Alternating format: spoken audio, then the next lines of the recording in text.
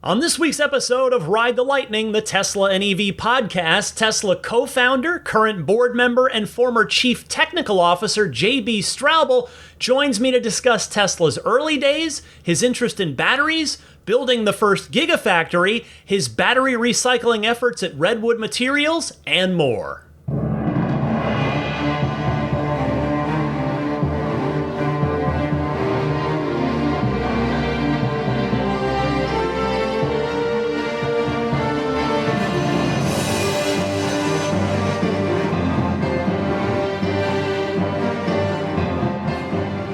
What's happening, friends? I'm Ryan McCaffrey, joining you for episode 501 of Ride the Lightning, your weekly Tesla and EV podcast.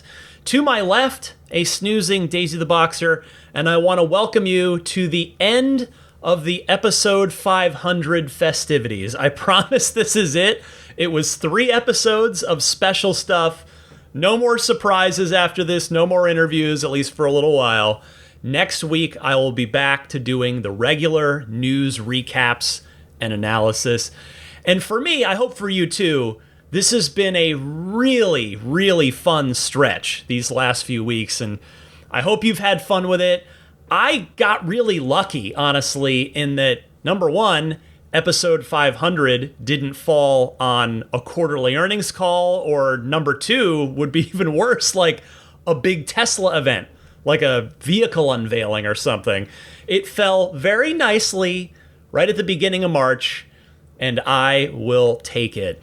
And before I get to everything this week, I do want to give one more shout out to longtime Ride the Lightning listener and audio professional Matt Parra, who has generously donated his time and talents to helping me get all 3 of the interviews over these past 3 episodes sounding as good as they possibly can. Because again, I am not good at recording 2 people in a room. And Matt has helped me out more than he probably realizes, and more than any of you realize, because you're just hearing the excellent finished product. You're not hearing the raw audio that I handed off to Matt. So Matt Parra, you, sir, are a gentleman and a scholar, and I want to thank you. I also need to fully thank and half apologize to another member of the Ride the Lightning audience, another longtime listener. In fact, maybe my longest, well, he's maybe tied for longest listener, because I know there are some of you that have been with me since episode 1, Lawton from Chicago. So Lawton sent me something really, really fun as an episode 500 gift, and he sent it via email. The problem was, entirely my fault here, I've been so wrapped up with the 3 interviews and all the traveling to go do them, plus I've been super busy with the day job, that I did not listen to any Ride the Lightning hotline calls over the past few weeks because, again, A, super busy, but B, I knew I wouldn't be playing any of them on these 3 special shows, so I just let them sit unread in my inbox. Well, this past weekend, I finally went through them all after episode 500 had already been put to bed, but I want to share it with you now. Here you go. Take a listen to this. Hello, Ryan. It's Bill Daniels from Knight Rider. I hear from your friend Lawton that you're celebrating your 500th episode. Boy, that's marvelous. Congratulations. Lawton wanted me to send you the following message. This is Bill Daniels, the voice of Knight Industries 2000, or KIT. You're listening to Ride the Lightning, the Tesla unofficial podcast. Happy electric motoring. How cool is that? That is so cool. My fellow 80s kids out there, you're all smiling right now as you hear that. 90s and 2000s kids out there, you guys might be like, who's that? But if you're in that latter group, it's okay. Just trust me when I say that that's pretty darn cool for us car people of a certain age. So, Lawton, thank you so much for such a thoughtful gift, and I will absolutely be putting that to use on future episodes. Now, before I get to the interview with JB Straubel, remember a couple of weeks ago when I put up the Patreon poll asking all of you if you were interested in hearing about other EVs on this podcast, in addition to Tesla, as I look to my next 500 episodes, now that Tesla has created the space for so many more cool cars? Well, I'm so grateful to say that I got the most votes ever in any poll I've ever put up, and the final results of that very popular poll were overwhelmingly in favor of yes, hearing about more other EVs, I should say, alongside Tesla news. 54% of you voted yes, however much makes sense, with another 21% of you voting yes, but only a little bit each week. Combined, that is a very overwhelming 75% of you saying, yes, you are interested in hearing about other EVs in some way, shape, or form in addition to the usual Tesla stuff. First, I want to say thank you to all of you for your votes. And second, it will be a work in progress, right? My thought is to start out by, which by the way, it's unofficially this week with the JB interview, because you're going to hear a whole lot about JB's new company, Redwood Materials, and what it's aiming to do for the entire EV sector. And in fact, the entire world, the entire battery economy of the world, if you will. But then next week, when we get back to the regular format of this podcast, I think I will start out by segmenting it separately after the Tesla news so that those people that aren't interested in it can skip ahead to the next segment of the podcast, which would be the Ride the Lightning hotline. So I think that makes more sense, at least on paper, than just mixing it in with other Tesla news. So we'll try it out. I'll get your feedback. I welcome your feedback. I always do. And we'll just evolve it as it goes, and hopefully I'll get better at it as time goes on. But that was an awesome Patreon poll just because of the great turnout. Again, the Patreon poll is free. Every week, typically on Tuesdays, is when I put up a new poll at my Patreon website, which is patreon.com/Tesla podcast. And speaking of Patreon, I hope all of you that are generously backing me at the $10 per month tier or higher on my Patreon enjoyed this week's lightning round mini episode, which was me taking you behind the scenes of last week's Franz interview. So reminder, if you're interested in supporting the podcast, number one, I'd be very humbled and grateful if you did choose to support me. The support tiers start at just $5 a month, and in return for that, you will get early access to each week's show, and you'll get an ad-free episode as well. If you step up to that $10 per month tier, that's the most popular tier out of all of them, you'll get the early access, you'll get the ad-free, and you'll get access to all of those weekly lightning round bonus mini episodes. There are over 130 of them on Patreon at this point. So check that out, patreon.com/Tesla podcast.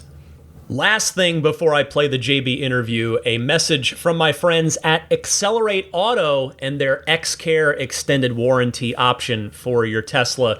What Redwood Materials is to remanufacturing electric car batteries, Accelerate Auto is to redefining electric car extended warranties. Both companies have taken a revolutionary approach to their respective market sectors. They weren't thinking outside the box. They crushed and disassembled the box and built a geodesic dome instead. But looking ahead and building for the future isn't anything radical, it's what innovative organizations do. So while Redwood Materials works on retooling the electric battery supply chain, Accelerate Auto is forging ahead with XCare, a comprehensive extended warranty designed exclusively for EVs. If you just want to cover your HV battery and drive unit, that's your high voltage battery and drive unit, Your vehicle may qualify for this coverage too, and because you're a Ride the Lightning listener, you get $100 off when you select xCare's one-time payment option. Use the discount code LIGHTNING at accelerateauto.com/xcare. You can click the link in the episode description. That finally brings us to the star of the show this week, JB Straubel. I hope you enjoy the interview with him. It is about 45 minutes or so, I believe, and it's rare that we get to hear from JB. He doesn't talk Tesla much. He doesn't do interviews at all very often, I don't think. So enjoy this, and I'll talk to you a bit more after the interview.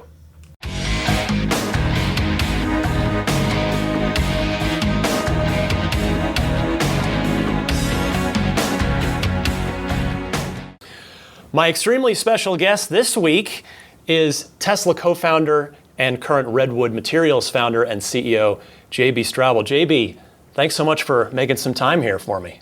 My pleasure. It's good to chat with you. So the Tesla community hasn't heard from you in a while. You have a long history with the company, but of course, now you've got a much arguably bigger goal in mind of taking what you helped start as employee number 5 with Tesla, and really making it even more sustainable than it already is. I just wanted to start with you would you call yourself more of a car guy or an engineering guy to have sort of found your way into a startup car company back in the day? Oh, definitely engineer. You know, I would have never worked at a car company. It was like the farthest thing from my mind is to consider working at an OEM. But I love batteries. I love energy. I love sustainable energy, power conversion, and how you put all these things together. And solar car racing, and sort of that angle is what pulled me into things of building electric vehicles, and ultimately, as you said, ending up at a large car company now. So I didn't really suspect that trajectory, but yeah, my passion came in from engineering. Where did that interest in batteries specifically come from for you? I've had that since I was a kid. I just, as far as I can remember, I loved electricity. I was fascinated by electricity and how you can store it, how you could, move it around and transform it. I remember, being quite a young kid and just like watching the power lines out of the car and being excited about it. And batteries are this very multidisciplinary, interesting piece of technology that has chemistry, it has electrical engineering, it has material science. They're fascinating. Yeah, you did merge the two long before Tesla. You built a record-setting electric Porsche 944 that earned the, if I have it right, the 240-volt street conversion Class B world racing record in the year 2000. There's a lot of caveats in there, but yes, that was. It's been a while since I thought about that thing. Way back. I was, college student building that thing in our garage of our rental house, and it became abundantly clear, trying to make an EV back then, that the batteries were the heart of the problem. That needed major improvement to be practical. Yeah, we've come a long way from the record you set in that class. It was. That 944 you built got down the quarter mile in 17.2 seconds with a trap speed of 79 miles an hour. Yeah, it was really threw your hair back, and I think it had a range of about 20 miles too. That was the other problem. But it was an interesting test bed, and for me, it was more about making the components, writing the software. I wrote all the software for that whole car myself. Most of it was in assembly language. Wow. And it was just a fun exercise in really understanding what worked and what didn't, and where the problems were in that whole value chain. So you're originally from Iowa. You went to school at Stanford. Wisconsin, actually. Wisconsin. Okay, I've got that. Born in Iowa. Okay, we've got to get that corrected here from my crack research team, meaning me, needs to fix that. It seems like you are a Stanford guy through and through. You've given a lot back to the university over the years. You've giving lectures, speaking at panels, keynotes. So when you're this engineering-minded person right from childhood, was Stanford always number one on your list of where you wanted to go? No, it wasn't really. I I mean, I thought I wanted to be a physicist. I was pretty sure I would either be a chemist or a physicist when I was in high school. So, when I started looking at colleges, I was filtering them more heavily for which physics department I would want to be in.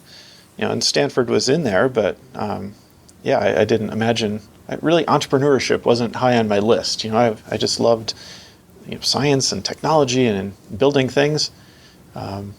But Stanford is an amazing place, and as you said, I love it. I think the community is amazing. It's just such an incredible collection of people and talent.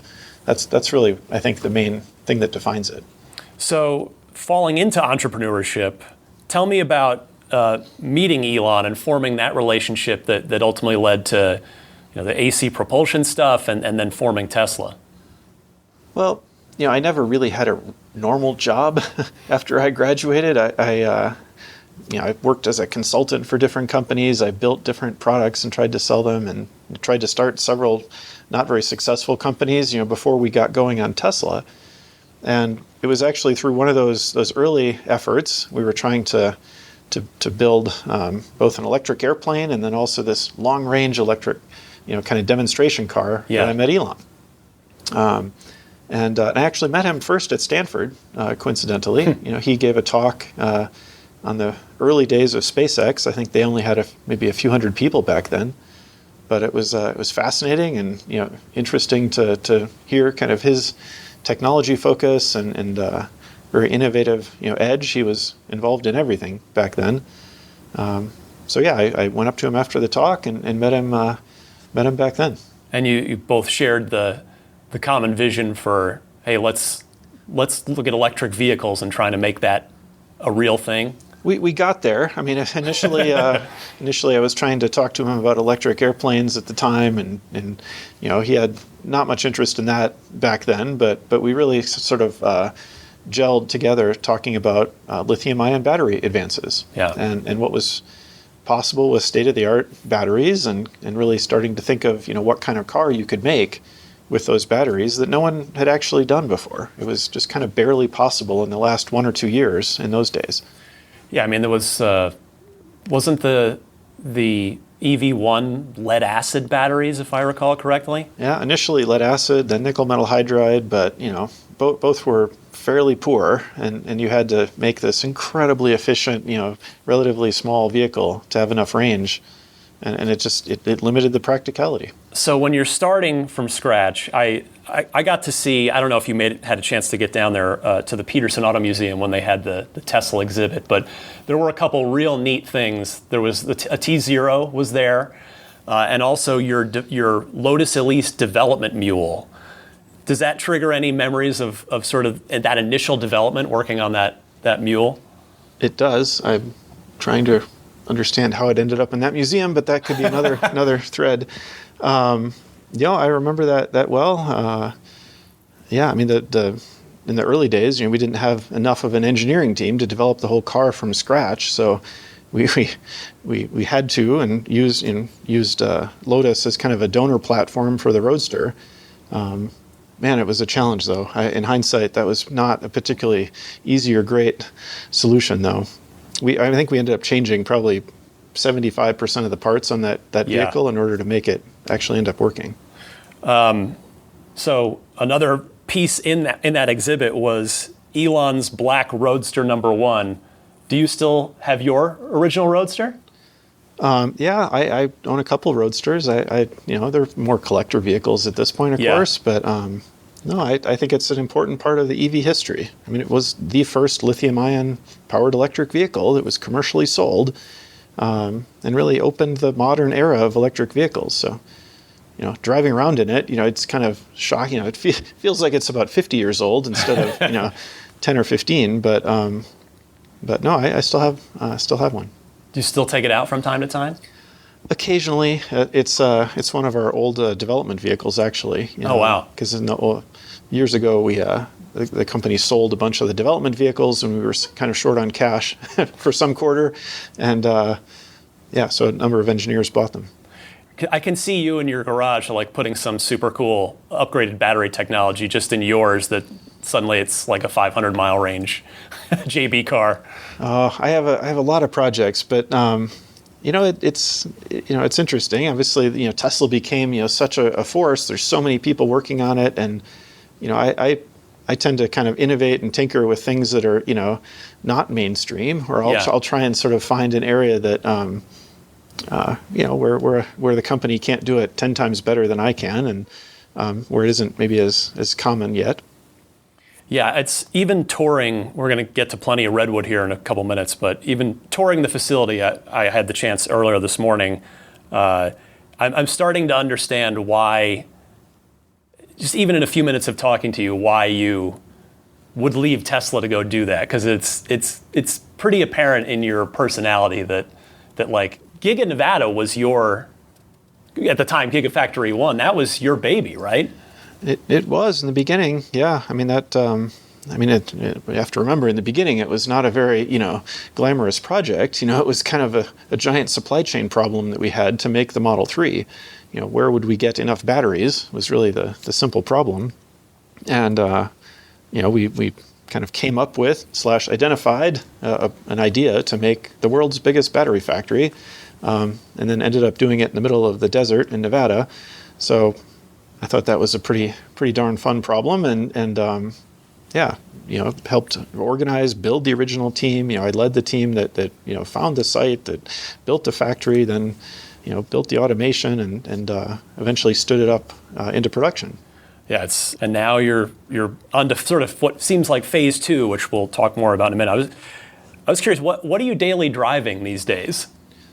I drive a collection of different EVs. I mean, I pretty much only drive EVs. I try and ban internal combustion as best I can, unless it's an airplane, perhaps. But I actually like driving a collection of different things. Obviously I love Tesla, but it's kind of fun to try and see other vehicles and understand the charging ecosystem that everyone else is kind of trying to use.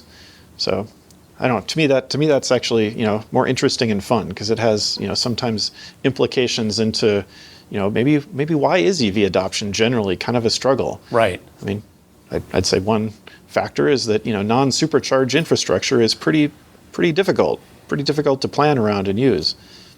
So the NACS now standard, that clearly makes you happy, right? That's at least helping to solve that part of the issue. Yeah, I think that's a great development. I guess if you try and zoom out from it and try and explain how to take an EV trip to your grandmother, in a non-Tesla vehicle, you get lost in the weeds very quickly. Yeah. Because you're like, oh, no, you just need the NACS to, Tesla adapter, and then first go to the app and then check which site is compatible and make sure then look at the stall number and then go to the app and do this. And, it breaks down pretty quickly. It breaks down pretty quickly. Tesla drivers, I think, we get a little spoiled because it's so easy, and it's been kind of refined and made just incredibly seamless and simple and smooth. But that gets pretty hard when you get far into the other ecosystem. And I do think that's part of the challenge other OEMs just haven't quite got right yet. Well, hopefully now. I mean, models of other non-Tesla cars are starting to actually ship with the NACS right on them. So hopefully that's a good first step. I haven't actually seen one yet. Have you ever seen one yet? I feel like I read something where, I don't know if it was a Lucid or somebody I thought shipped one. Somebody. That's about how I feel. But yeah, I mean, they're coming, but I guess you're right that maybe we're not quite there yet. As Tesla is starting to go, and it's clear that the Roadster works, and it's a great car, the legend of the NUMMI plant. So you needed a factory to build, to sort of go into phase 2 here with Model S back in the day. The legend has it that Elon took Toyota-san out in a Roadster, and that was sort of the what led him to sell you guys the NUMMI plant for a song. Is there a truth to that myth? I mean, I don't know if one particular ride ended up doing it or not, but I think those two definitely hit it off, and I think Akio, Toyota-san, I think really saw something in the potential of Tesla, as this kind of upstart, very innovative, spunky, new company, and and I mean he kind of took a bet on us back then, and certainly it was a huge, benefit to Tesla. It was incredible. And it was a win for Toyota at the time too, because it solved a few problems for them. But the timing was really just perfect, to allow us to come in, take over that facility, and then be able to leverage a lot of the older assets that we, kind of creatively refurbished and redeployed and cobbled back together to make the Model S. What, for you, kind of thinking about it on the technology battery side, what was easier and what was harder about doing the Model S than about the original Roadster? Oh, well, the scale and the price, were really, it was those two things. And that really, those two challenges just continued to dominate, into Tesla's future. And I think a lot of, entrepreneurs maybe also kind of misunderstand that because they think it's all about, getting it to work. And the Roadster was about the getting it to work part, demonstrating that the technology is fundamentally sound. And then with Model S, we needed to do it at 10, 20x the scale. Ultimately even more. So, it became much more about how you make it. And not to quote Elon too much, but the machine that makes the machine, the factory, the automation, the production lines, and also the supply chain. Suddenly, I never even gave a second thought to supply chain when I was in college. I was like, what the hell's that? I learned a lot about it over the ensuing decades. And, that kind of rose up to become a huge issue of, managing the supply chain, managing the capabilities and who to rely on for what. No one had built, a car like that at scale. And at the same time, we were also learning automotive engineering as a company. So, we took on really every part of that vehicle. We did it from scratch, which, everyone at the time told us was impossible or crazy or, couldn't be done by this tiny team. So it, we kind of use that almost as, fuel a little bit, like, intellectual fuel for the company. Every time someone told us it was impossible, it sort of, ironically made it a little bit more likely to succeed. But there were many challenges, from the somewhat normal things like stamping and painting to, body assembly, the whole powertrain. We had to build the factory for the powertrain in-house as well, because there was not, even then, still was not much of a component supply chain. Yeah. We couldn't go and buy a battery or a motor or a charger. We still had to vertically integrate and do all those things, even connectors, cable harnesses, all that kind of stuff. We ended up doing in-house and largely from scratch. Speaking of using that as motivation, was it super validating when the accolades start rolling in, like the unanimous Motor Trend Car of the Year award? Yeah, it was a little surreal, actually. I mean, I think, I remember driving some of the early prototypes and kind of, once we started to build something that looked kind of like a Model S, and it was just phenomenally good. It kind of even surprised some of us. It was so smooth and just so compelling. But it was kind of surreal, I guess, to have gone through this, cycle of everyone sort of doubting and feeling like we were near death, on just continuously. Yeah. To come out the other side of that with, skeptics, quickly converting and saying, "Holy cow, this thing is really compelling and not only, functional but actually better than everything else." So getting back to Giga 1, Giga Nevada as we now know it, did Panasonic get on board right away with that, or did it take a lot of convincing? And the reason I ask is because I was getting kind of, I got a great presentation just kind of giving the overview of Redwood today before my tour, and it's crazy that the vision that has now been realized for that facility that you spearheaded was to double the entire world's output of batteries. And so was that something that Panasonic, who's a partner in that project, did they look at you like you were nuts, or did they jump right on board right away? It was a bit of skepticism at first, and we set out the kind of top level vision of, okay, we're going to, as you said, double the world's capacity, build the biggest factory the world's ever seen. These, pretty audacious goals, from, again, a startup company. And mind you, we were doing this before we actually had even, unveiled the Model 3. Right. In the beginning, there was no car. So, we knew the car was coming, and we knew our sort of target goals. We had a bigger plan in mind that we would sell hundreds of thousands of them. But the first hurdle was that no one believed we would actually sell that many. So, I spent a lot of my time, again, on supply chain, things that, were not particularly technological, but literally flying around the planet, talking to suppliers, doing my song and dance to convince them that, no, actually, this will work. We will sell hundreds of thousands, and they needed to make the investments and be ready. So, the early days were very hard because we didn't have the order book, it wasn't real yet. Yeah, tier one suppliers weren't exactly banging down your door at that moment in time? Not really, and there were more examples of failure than there were success. They all were pointing at, the first gen Nissan Leaf and saying, okay, well, hey, there's the big mass market car. That didn't work so well. And of course, we'd explain, look, this is totally different. This is not a Nissan Leaf. After the unveiling event for the Model 3, it did change a bit. When you got, I believe it was over 100,000 reservations like in 24 hours, and I was one of them. It was a pretty amazing time. I mean, that was really a transitional moment, especially for the factory effort, the timing of it all.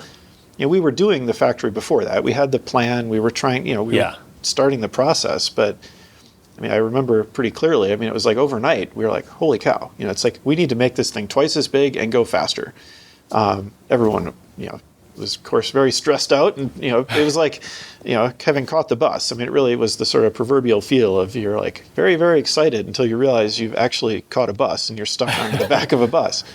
But anyway, that really helped. Convince the broad supply chain, and it also, along with our just conviction and sort of speed and focus on that, convinced Panasonic.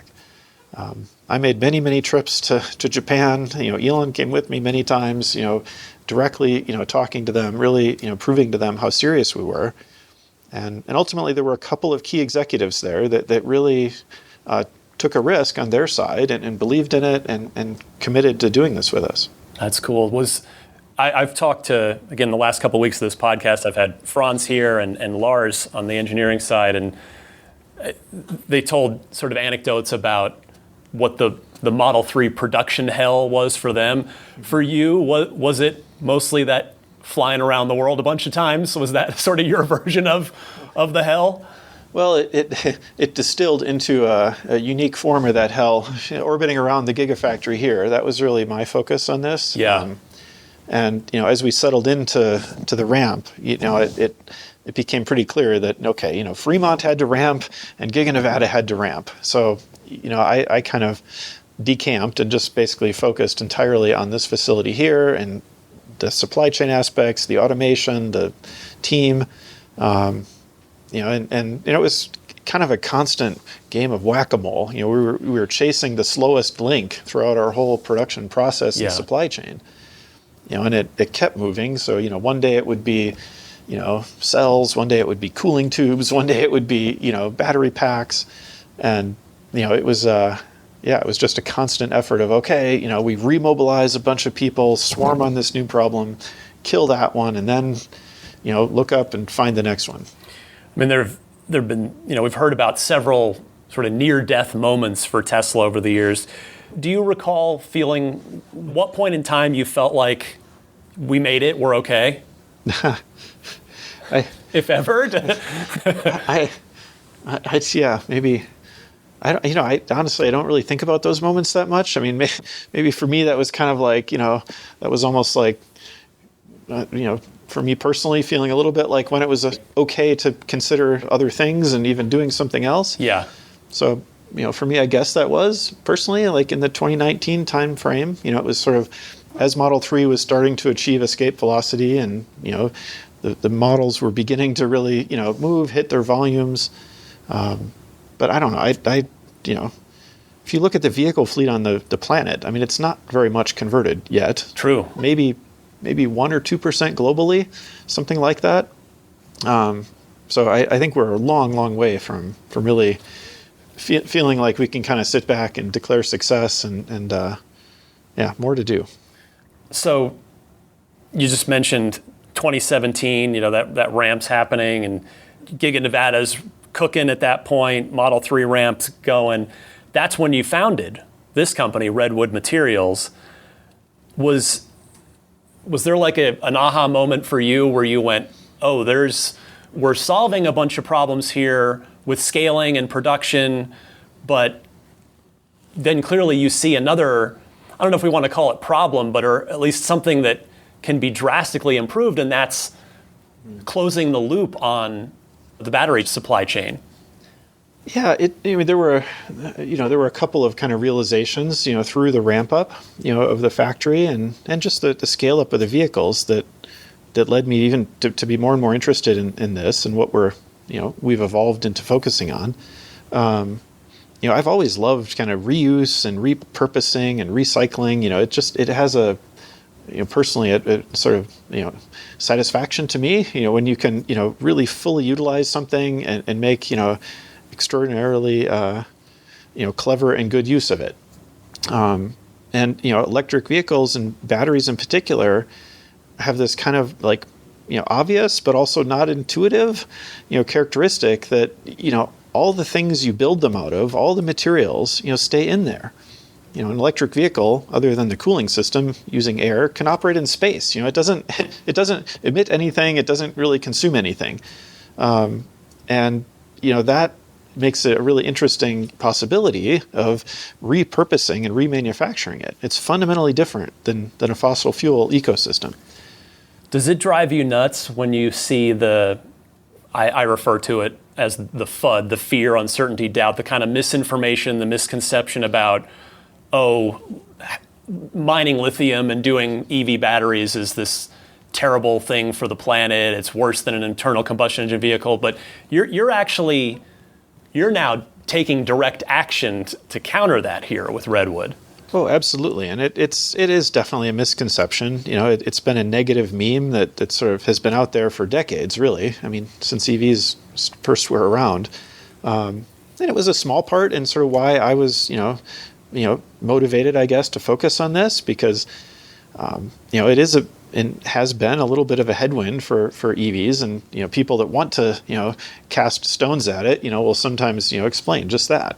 And I think we can very clearly articulate now with data and say, look, this is objectively better in every single way. The batteries do not end up in landfills. There's not some toxic problem at the end of it.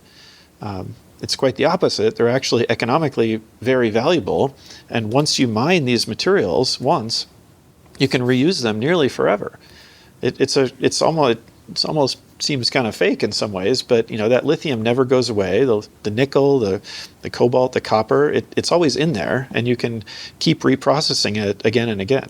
And one thing during the presentation that I got this morning that I hadn't really thought about, I guess I didn't know that, but it makes sense even in the word itself, is about that refining, that reusing, is that it's not only just as good, those materials can actually be better because you are refining them as you recycle them. Yeah, and if you refine it multiple times, I mean, it's not maybe too surprising that it would actually get cleaner.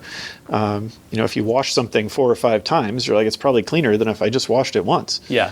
And in a way, that's what we're doing. Every time, the product and the metals go through their first life and their second life, we can bring them back and do this kind of refining, washing almost operation, bringing them back to manufacturing lines. Again, their purity actually can incrementally increase through that process.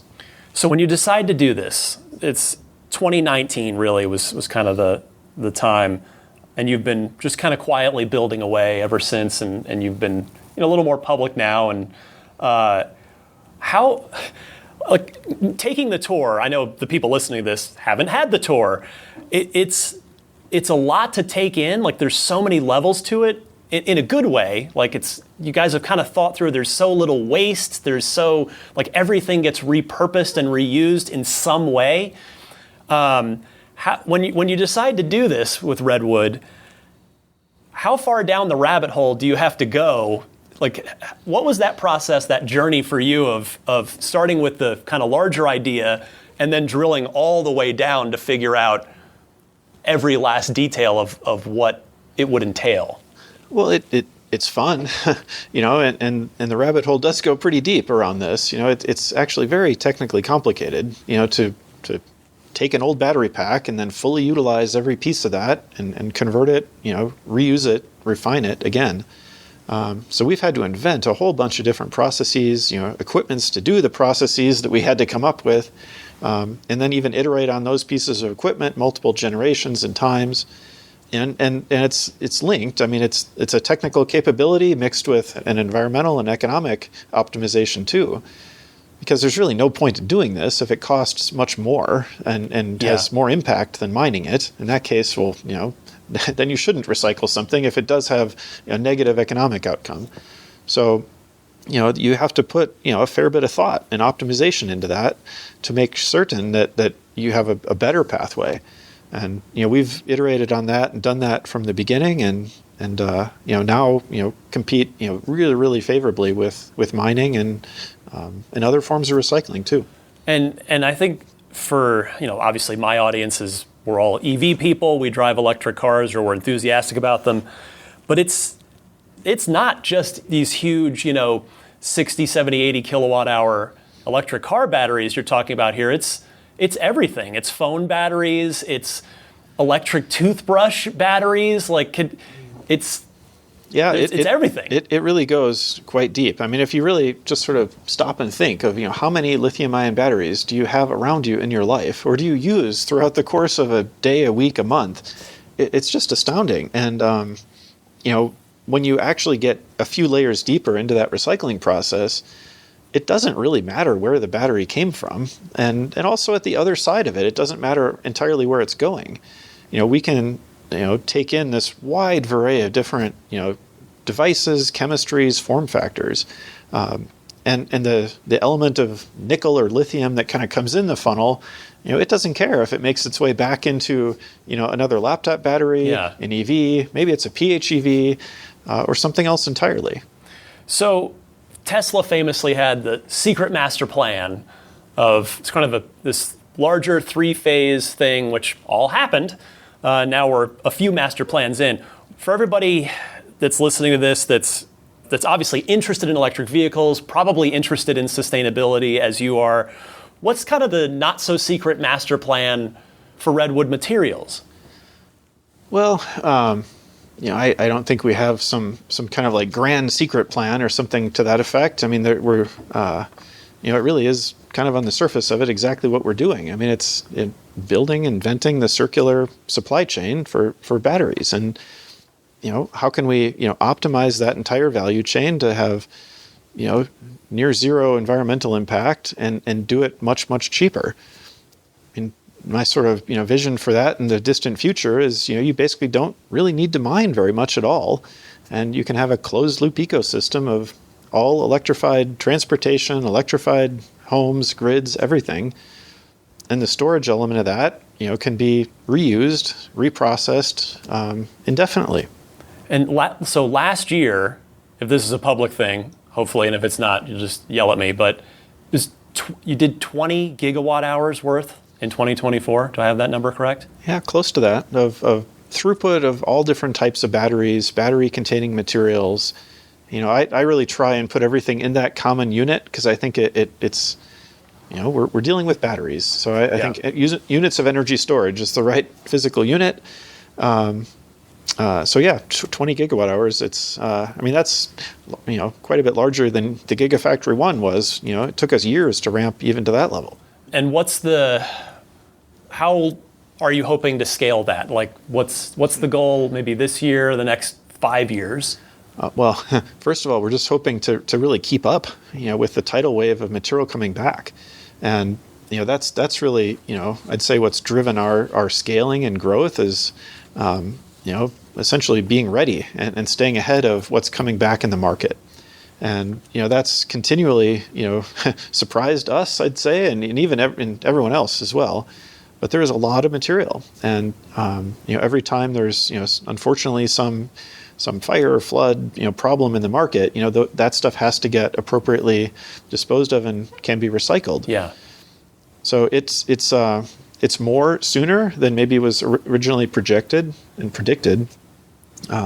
and that growth rate is really fast. It's 50, 60, 70% a year, compounding. So, we're right now kind of at this very steep ramp up, but it's kind of the beginning of the wave of looking in the rearview mirror 10 years ago when EVs really started to take off. How many Redwood Materials campuses are we going to need? Kind of like, we've got battery factories springing up all over the place now. You're going to need more than just a spot in Nevada, right? We definitely will, and we already have a large site we're building in South Carolina, just outside of Charleston. So that's kind of a second almost unmanufacturing plant, and it is a little bit it's somewhat linked. I mean, we have to basically unmake everything that is already being made, and the scale is on first approximation kind of similar in terms of amount of stuff you have to do and then undo. And right now, obviously, most of those products are living out their life. They're doing what they're intended to do, and hopefully they keep doing that as long as possible. But once everything is starting to achieve more of a steady state, we have to basically match rate with the manufacturing lines in factories. Yeah, I guess, not that you're hurting for materials to recycle right now between phones and PS5 controller batteries and all kinds of stuff, but at least does it help you a little bit that EVs are still so relatively young that most of them are still in service and you don't have, I guess you can probably see a tidal wave of end-of-life EV packs coming your way, but maybe we're probably not quite there yet, right?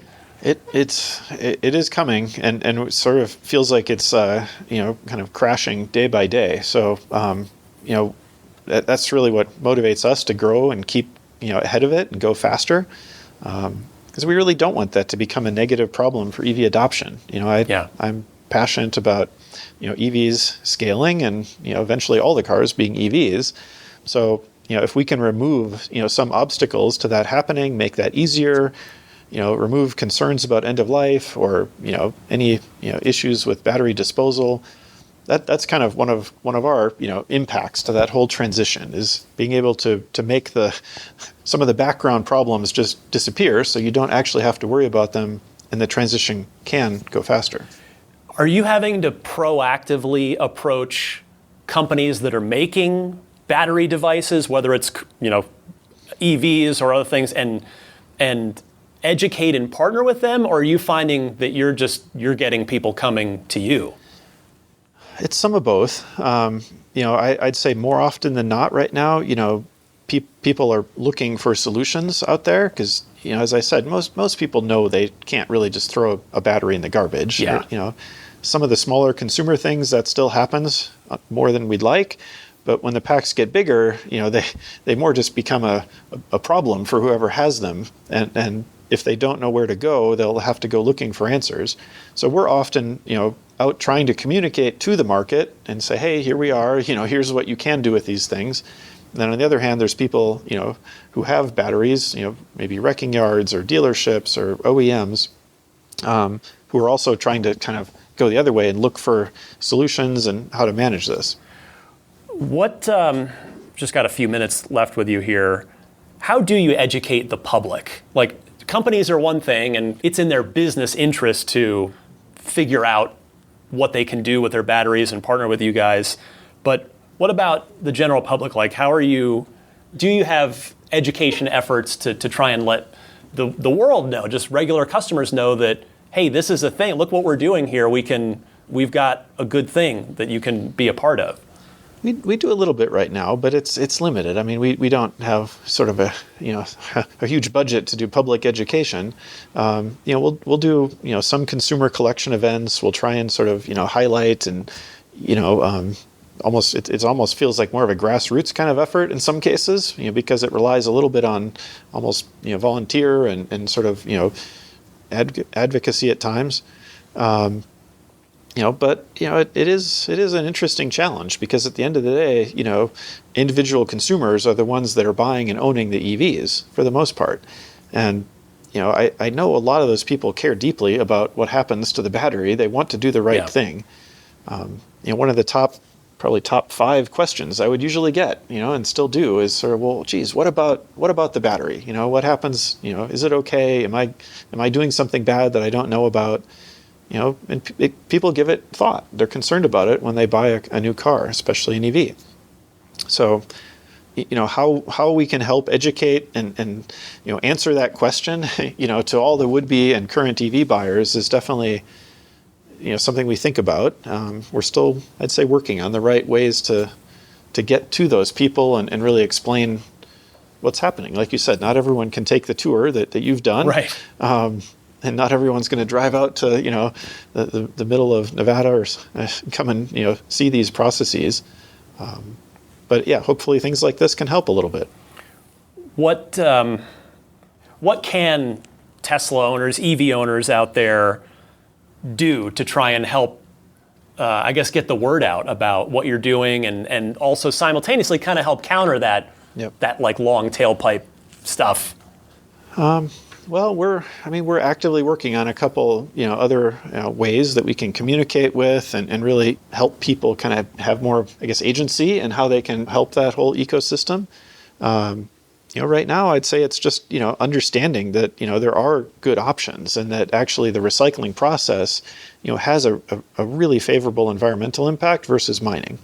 That's not true for every material. And I think sometimes, there's confusion and frustration about recycling overall. If you're recycling newspaper, for instance, or glass bottles, that can, tend to almost need incentives and subsidies to go. Recycling EV batteries is very different. It's highly valuable and it's highly energetically favorable versus just mining virgin materials. So I almost tend to think of it more as reusability in a way. Yeah. It's kind of thoughtful and intelligent reuse of the components where that makes clear economic sustainability sense.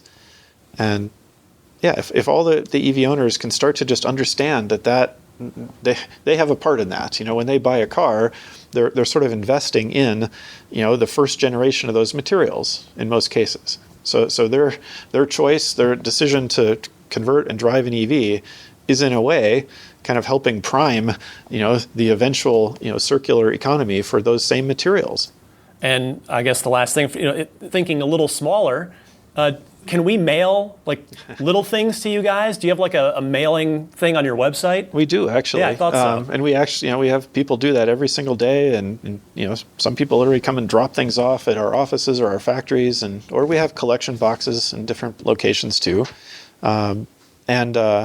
It's a little hard to mail your EV battery, but I think there may come a time when that actually is possible, and there's a way to engage people directly. So yeah, that's still part maybe the more secret part of the master plan. Well, everybody should go check out the Redwood Materials website if you've got everybody's got some old battery electronics laying around, whether it's an old phone or old, game controller or something like that. Usually a desk drawer full of something or other, and it's quite real to imagine converting that directly into new materials for the next EV. That is what we're doing every day. Well, JB, thank you so much as a Tesla owner for all the work you've put in to make the car that I drive and love possible. And now, thank you for trying to make it a closed loop, fully sustainable process that makes the EV an even better thing for our planet. Well, thank you for your attention to this and just your tireless support to electrification and EVs. So, JB Straubel, thank you so much. My pleasure. Hi, this is Franz von Holzhausen, and you're listening to Ride the Lightning with Ryan McCaffrey, the Tesla unofficial podcast. There it is. Massive thanks to JB Straubel for being so generous with his time on this. After touring the Redwood Materials facility, you heard me reference that during the interview, it is very clear he's got a lot going on in super cool ways, and I'm just so grateful that he made some time for me.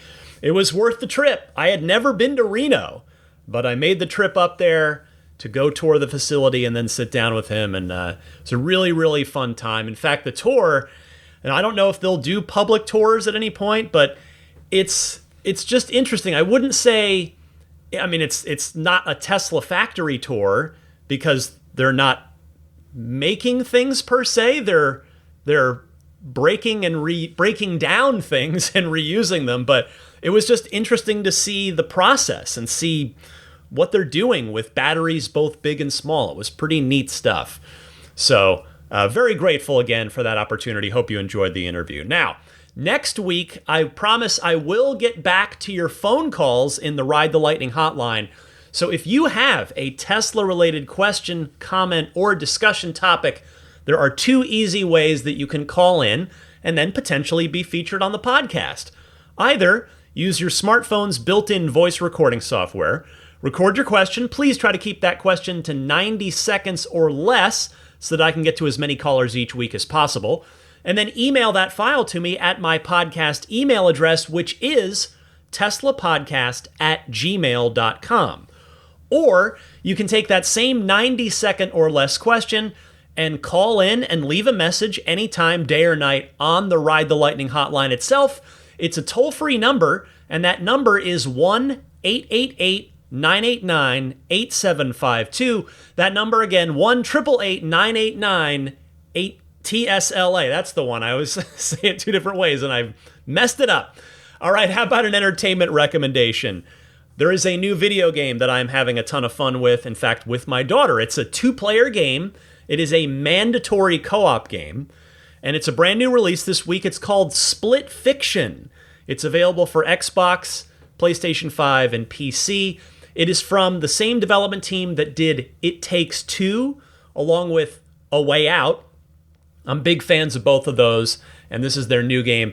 And my daughter and I, as of this recording, we haven't quite finished it. I think we're probably, my guess is about 2/3 of the way through, but it's really good. The gameplay variety is top-notch. The story's been entertaining. So if you have somebody in your household that you want to play, or you've got an online friend or that you want to connect with and play this with, I definitely recommend it. Split Fiction. Check that one out. Now, back to Tesla things. Let's get your pro tip of the week. It comes from all of you out in the community. A reminder, if you have a good Tesla pro tip of the week, I invite you to send it in so that I can listen to it, absorb it, add it to my Tesla knowledge base, and then share it with the entire Ride the Lightning audience so that all of you out there can do the same.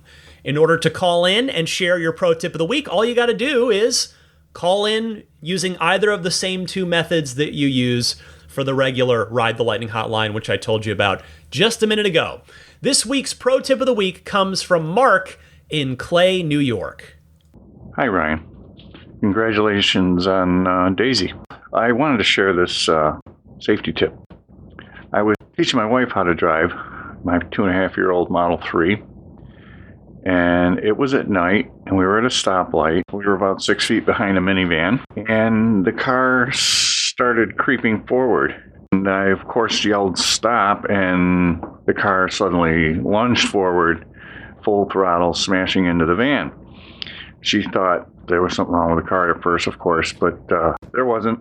Needless to say, no one was hurt, and cost my insurance company $10,000, but it's only money.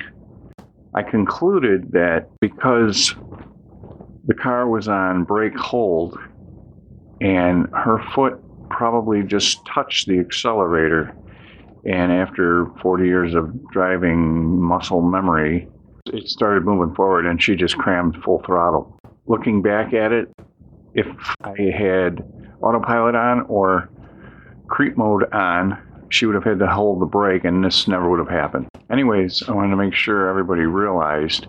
I've even had people ask me, why didn't your car stop?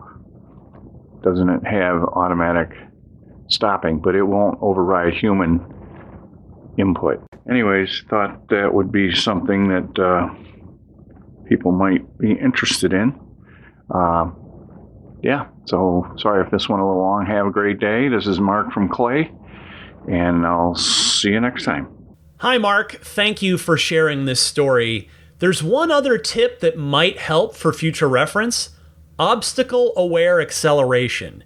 If you turn that on in the menu, it should prevent the car from lunging forward if there's an accelerator press while it detects objects just in front of it. That was added as an update not like forever ago, but not last week, just in the semi-recent past. I mean, you mentioned you've got a 2.5-year-old car, so perhaps check in your settings to see if obstacle-aware acceleration is turned on. I'm glad to hear no one was hurt, and I hope that you got your Model 3 back good as new after the repair. Before I sign off this week, I want to mention some friends of Ride the Lightning that can hopefully be useful to you sooner or later. Starting with AbstractOcean.com, they've got all kinds of great aftermarket accessories for all 5 currently in production Teslas, as well as both Rivians as well. So check them out, AbstractOcean.com. Use the coupon code RTLPodcast to get 15% off of your first order. They've got everything from the rear footwell lighting kits, which I like for the Model Ys out there, and the Cybertrucks for that matter too, since those seats are on risers as well. The tempered glass screen protectors, that's a big one. So they're all nice and custom fit, made from Gorilla Glass, just good stuff. Along with a bunch of lighting kits as well for both inside and outside the car, plus a million other things. I mean, the show would be 2 hours long if I listed you everything that Abstract Ocean sells. So check them out, abstractocean.com. Don't forget that coupon code RTLPodcast, all one word, no spaces, to get 15% off of your first order. Meanwhile, if you want or legally need a front license plate on your vehicle, I do recommend the Snap Plate or the stronger Snap Plate Plus, available for 3, Y, X, and S, and Cybertruck as well. The website to go to for that is everyamp.com/RTL. There's also a discount available if you use the coupon code RTL. On top of that, this is the front license plate bracket that's a nice minimal design. It'll snap on and off in seconds when you want it on or you want it off. Like if you're detailing the car, or you're going to be at a Cars and Coffee or something, you want to take it off. But if you're going to be at a parking meter, going through a toll bridge, something like that, you got to make sure it's on there. So it's easy to put back on as well. It is safety optimized with breakaway features to sacrifice itself in a worst case scenario like a parking accident or a car wash. The Snap Plate Plus is strength optimized with hardened features for maximum strength. Both have the signature minimalist aesthetic that blends in nicely with the front end of the Tesla. Both are made from recycled, made in the USA plastics with stainless steel reinforcements. Again, get yours at everyamp.com/RTL, and don't forget the discount code RTL as well. Immaculate Reflections. Awesome detailing shop. They've done both of my Teslas. In fact, I just got a note this week from a listener who just got his Cybertruck back from Immaculate Reflections and literally said to me, "I'm so glad that you recommended Immaculate Reflections." And this person didn't even live close. They arranged to get the truck to Immaculate Reflections, and he emailed me saying he's super happy with how it turned out. The wrap he did, it's a really unique color. I've seen plenty of Cybertruck wraps. I'm not sure if I've seen this particular color. Anyway, you guys know I'm a big fan of Immaculate Reflections.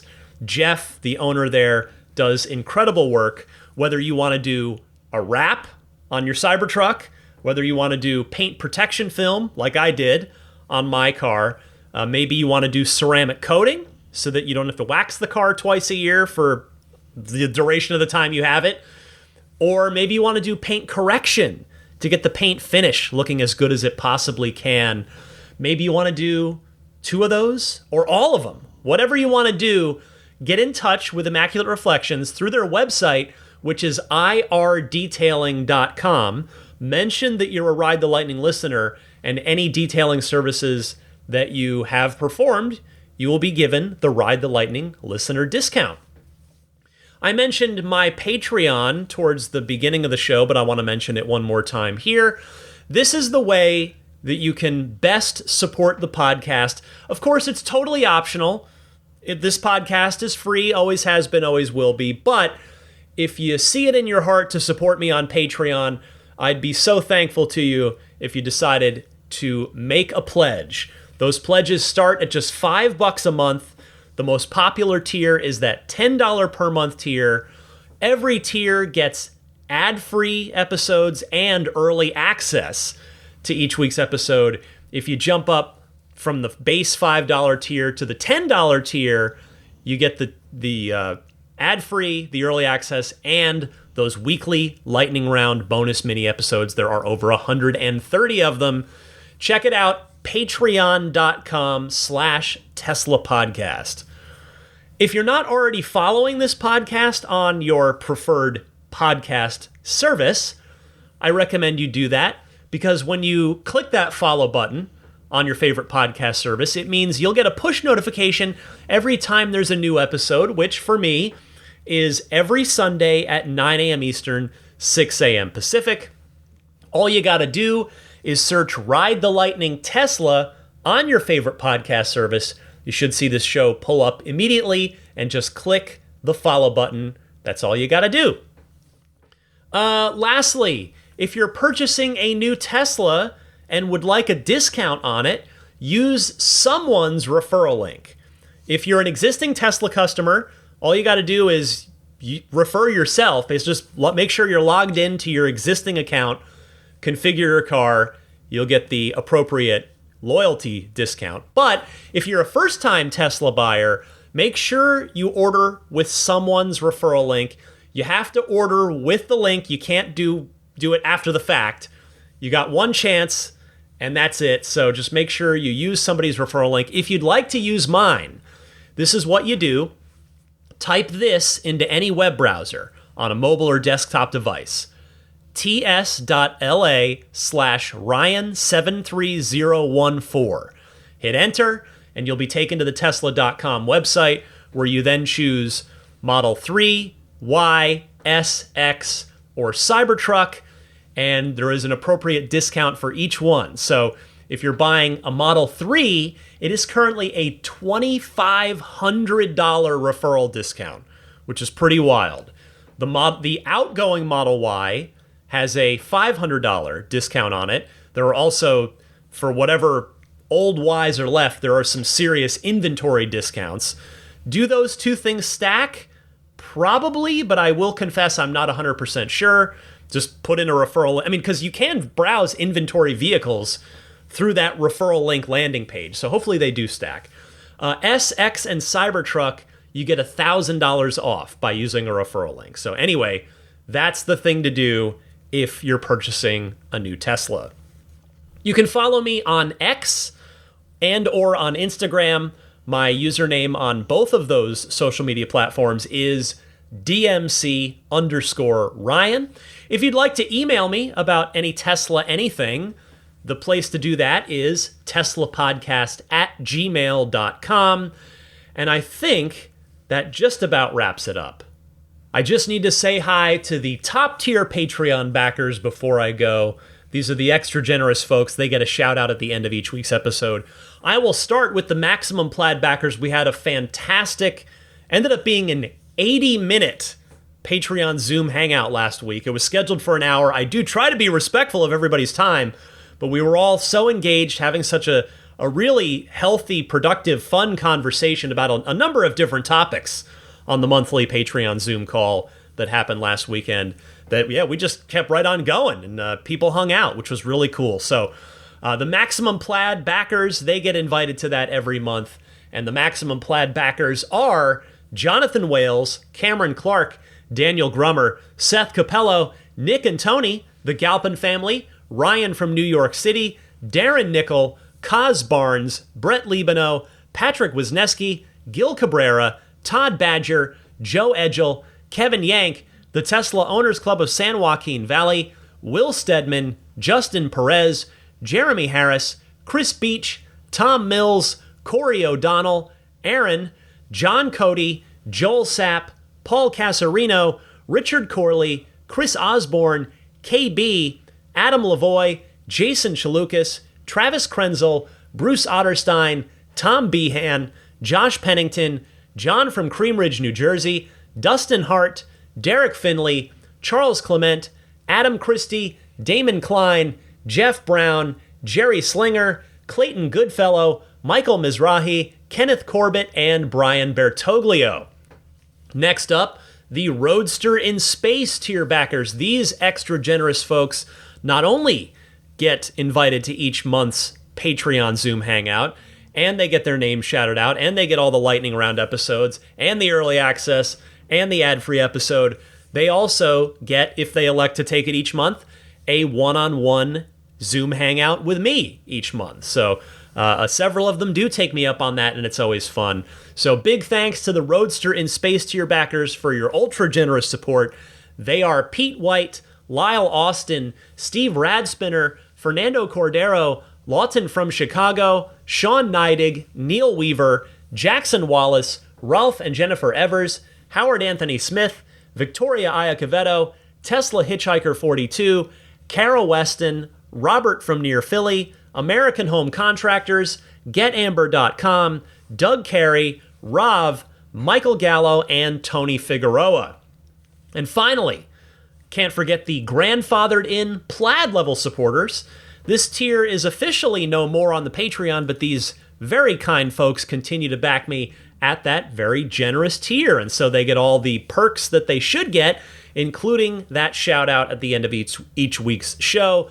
So here it is. Thank you to the Plaid level supporters: George Cassiopo, Logan Willis, Peter Chalet, Eric Randolph, Dory and Steve Guberman, the Tesla Owners Club of Taiwan, Ron Lee, Charlie Gillespie, Jeff Angwin, Chase Cabanillas, the Lydia family, Aaron Altschul, Jared Brown, Jerome Strack, Jamie Dalton, Mike and Barbara from Louisville, Matt Nixon, the Tesla Owners Club of Wisconsin, Ish, not Elon Musk in quotes, Peter, and the Bear Boys of Colorado. Huge thanks to all of you at all the Patreon tiers, and just all of you, period, for listening. If you've made it this far, well, I guess I must be doing something right if you made it this far. So thank you all so much for your time, for your attention, for your interest, for your enthusiasm. That is what we all share here, for what this company's up to and the super cool cars that it has made, is making, and will make. We should hopefully be just maybe a month or two away from finding out what their next cars are. The Model 2.5 line, as I've been referring to it. It, of course, will not be called that in any way, shape, or form, but just as a convenient shorthand, that's what I've been using.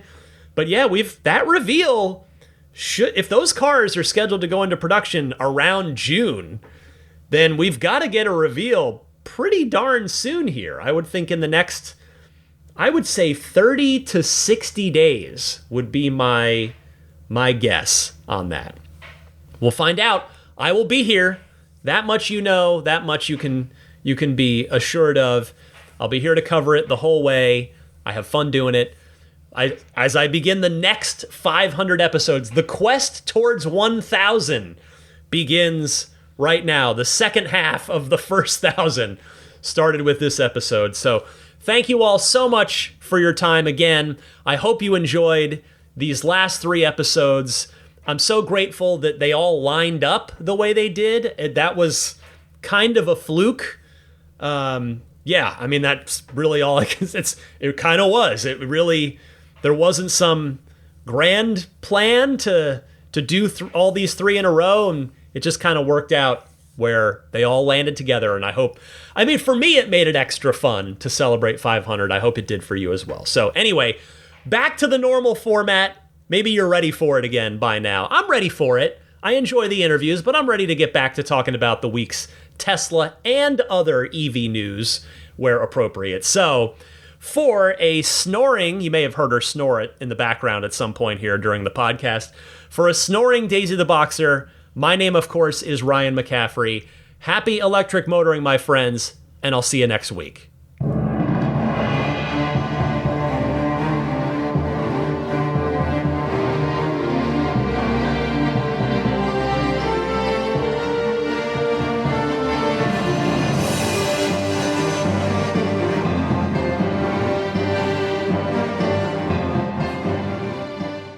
Elon Musk, people don't like Elon Musk. The guy founded PayPal and Tesla, and people are like, yeah, but he's a troll and a bad dad. I'm like, so was mine. He did nothing to fight climate change. Also, have you been in a Tesla? Have you been in a Tesla? My buddy let me drive his Tesla. I laughed out loud at how fast it went. Been clinically depressed my entire life. On dozens of medications. In a Tesla for 13 seconds, cured forever.